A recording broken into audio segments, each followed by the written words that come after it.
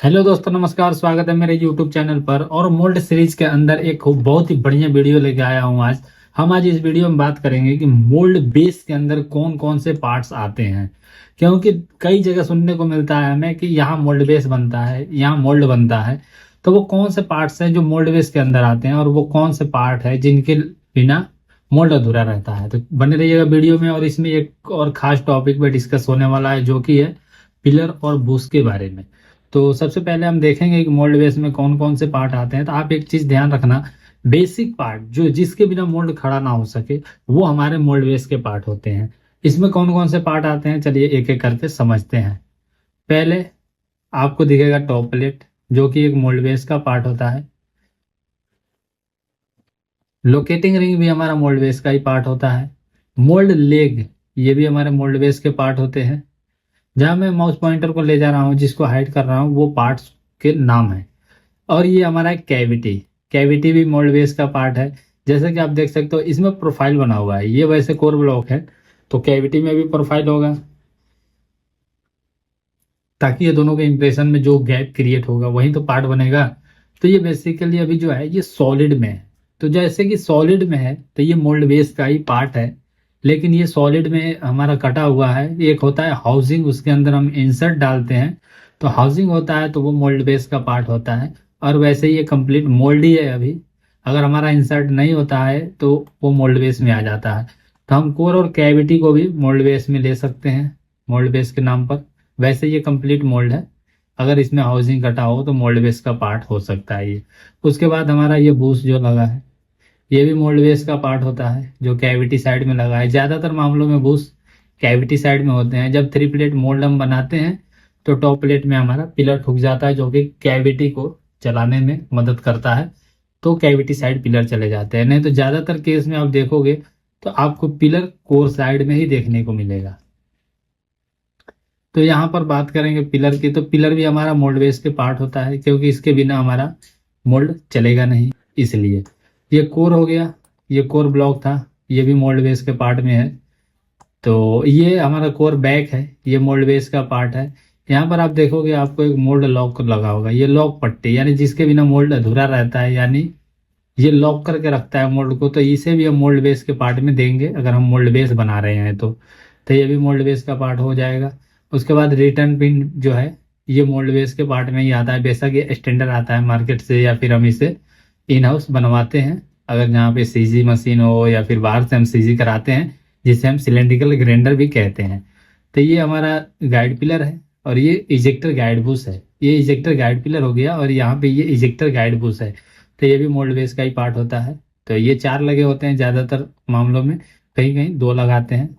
वो देखते हैं कंडीशन, हमारा मोल्ड की हाइट और लेंथ क्या है उसकी, मतलब ये आकार कितना बड़ा है या छोटा है, उस हिसाब से हम देते हैं इसको पोजीशन कि कितने आएंगे। और ये जो हमारा रिटर्न पिन है, वो मोल्ड बेस का पार्ट, जैसे कि हमने बताया है। यहाँ पे आपको 2 स्पेसर दिख रहा होगा, ये मोल्ड बेस का ही पार्ट होता है।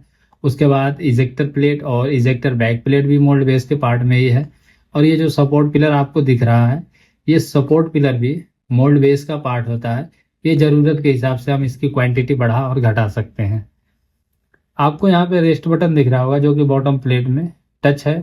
ये हमारा इजेक्टर बैक प्लेट में माउंटिंग होता है।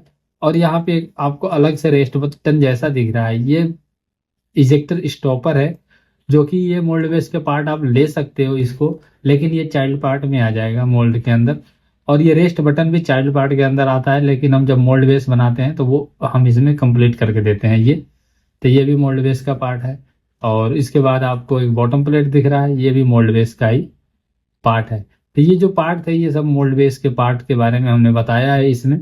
आप इस तरीके से पहचान कर सकते हो कि हमारे मोल्ड बेस के अंदर कौन कौन से पार्ट्स आते हैं। ये चीजें आपको समझना क्यों जरूरी है, क्योंकि इंटरव्यू के टाइम इंटरव्यूअर यही चीजें ज्यादा पूछता है कि हमारे मोल्ड बेस में कितने प्लेटें होते हैं, कौन कौन से प्लेटें होती है, उसके सीक्वेंस क्या होते हैं, कैसे लगाया जाता है, असेंबली में कौन सा प्लेट किस प्लेट के बाद आता है। तो ये वीडियो से आपको एक चीज समझ में आ जाएगा कि अगर आप कहीं इंटरव्यू देने जा रहे हो या नए हो, तो आपको काफी हेल्प मिल सकता है इस सीरीज से। चलिए हम आगे बढ़ते हैं। आगे हम बात करेंगे इसमें गाइड पिलर गाइड बुश की। तो यहाँ से ऑल्सो करता हूँ, फिर हम यहाँ से हाइड कर लेंगे। तो एक बार मैं यहाँ पे इमीडिएट हाइट पर जाता हूँ, ये वाले प्लेट को हाइड करते हैं, यहाँ से ये हमारा पिलर हो जाएगा।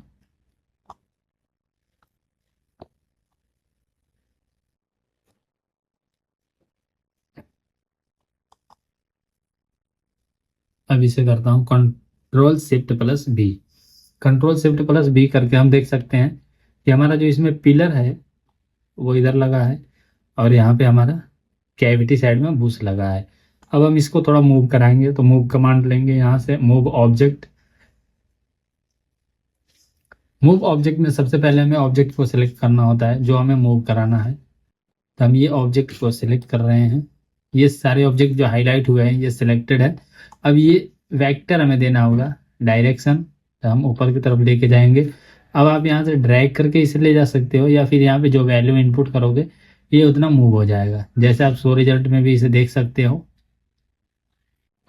या फिर यहाँ से ओके अप्लाई करोगे तो ये मूव हो गया है। अब हमारा इसमें होता है पिलर और बोस। तो मैं जैसे कि आगे वीडियो में बताया हूँ कि पिलर ज्यादातर मामलों में उस साइड होता है जिस साइड हमारा प्रोफाइल उभरा हुआ होता है।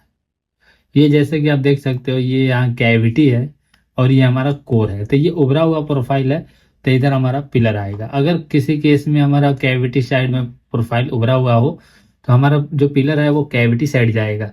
और कैविटी साइड जाने के और दो कंडीशन ऐसे होते हैं, जैसे कि मान लो 3 प्लेट मोल्ड हम बना रहे हैं, तो ये कैविटी जो प्लेट है इसे हमें मतलब कि एक तरह से पोजीशन देना होता है रनिंग कंडीशन में। तो हमें इसे चलाने के लिए हम पिलर को टॉप प्लेट में लगा देते हैं और वहाँ रनर प्लेट और कैविटी प्लेट को मूव कराते हैं, उस पर स्लाइड फिट होता है जो।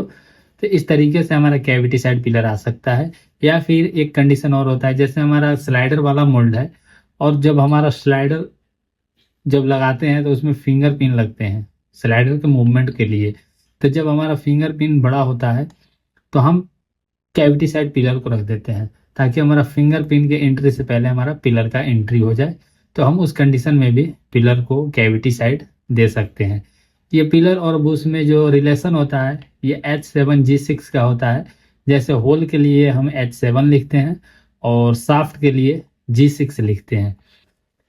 मोल्ड के अंदर पिलर बुश का जो फिटमेंट होता है वो क्लियरेंस फिट होता है, जिसके लिए हम क्लियरेंस देते हैं। जैसे कि हमारा ये 30 का डाया है, तो जो हमारा ये बुश का जो डायामीटर होगा आईडी इंटरनल डायामीटर, तो वो होगा 30.025, इतना होगा, यानी 25 माइक्रोन खुला रहेगा।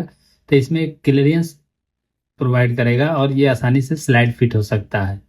तो 20 से 25 माइक्रोन रखते हैं, लेकिन अगर आप पिलर को बनवाते हो तो जो बनाएगा वो इसमें 35 माइक्रोन का क्लियरेंस दे देता है। 30 से 35 माइक्रोन वो क्यों देता है कि जब हम पिलर को या बूस को हाउसिंग के अंदर फिट करते हैं तो यहाँ पे हम इसे थोड़ा टाइट फिट करते हैं। टाइट फिट मेरा एक्सपीरियंस ये कहता है कि हम इसे 0-1 टाइट फिट कर सकते हैं, यानी 10 माइक्रोन। अगर आप 10 माइक्रोन पिलर या बूस को 10 से 15 माइक्रोन टाइट फिट करते हो तो इससे एक फायदा ये होता है कि जब हम मोल्ड को डिसमेंटल करते हैं या फिर प्लेट को उल्टा पलटी करते हैं, यानी कभी इस साइड कभी इस साइड, तो ये पिलर और बुश अपने आप नहीं गिरते हैं। अगर आप इसको थोड़ा लूज फिट कर देते हो तो ये पिलर बुश गिर जाते हैं, ये कहीं खो जाता है तो दिक्कत होती है फिर, इसलिए हम इसको थोड़ा टाइट फिट रखते हैं। ये 0-1 या 15 माइक्रोन कह सकते हैं, 10 से 15 माइक्रोन ये टाइट फिट होता है। इसीलिए जो पिलर बुश बनाता है और जहां हम इसकी मैन्युफैक्चरिंग कराते हैं तो इसमें 35 माइक्रोन का इसीलिए क्लियरेंस देते हैं कि 10 माइक्रोन अगर ये टाइट होने के साथ अगर ये श्रिंक करता है तो जो हमारा स्लाइड फिट के वो क्या कहते हैं क्लियरेंस फिट के लिए जो हमारा एक तरह से जो हमारा स्लाइड फिट का क्लियरेंस है वो 35 से 25 माइक्रोन तक मेंटेन हो जाएगा 10 माइक्रोन श्रिंक करने के बाद। तो इसलिए हम इसका टाइट फिट रखते हैं। जहां तक मैं जो काम किया हूं तो मैं 10 से 15 माइक्रोन टाइट फिट ही करता हूं।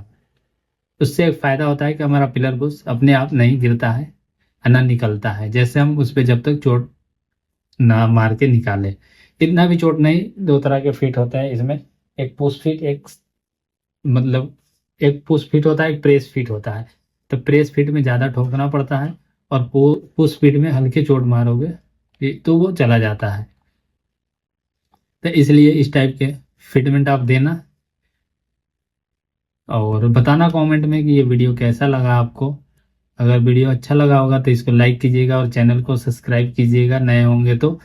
और दोस्तों के साथ शेयर कीजिए जो लोग प्लास्टिक फील्ड से जुड़ रहे हैं या जुड़ना चाहते हैं, तो उनको ये वीडियो से काफ़ी हेल्प मिल सकता है। और आने वाले समय में अगर वो कहीं काम सीखने के बाद इंटरव्यू देने जाते हैं तो इंटरव्यूअर बेसिक तौर पे एक्सपीरियंस होल्डर से वो सवाल पूछता है जो मोल्ड में किए जाते हैं, करवाए जाते हैं। किताबी अगर बात की जाए किताब की, तो किताब में जो आप फिटमेंट के बारे में सीखोगे तो वहाँ पे 3 तरह के फिटमेंट दिया जाता है, क्लियरेंस फिट, ट्रांजिशन फिट और एक होता है इंटरफेरेंस फिट। तो वो एक अलग है, लेकिन एक एक्सपीरियंस बेस पे अगर आपको एक्सप्लेन करना हो तो वहाँ फिट का मतलब कुछ और आता है। तो मैं उम्मीद करता हूँ कि आपको काफ़ी हेल्प मिला होगा इस वीडियो से। तो मिलते हैं अगले वीडियो में, तब तक के लिए नमस्कार, जय हिंद।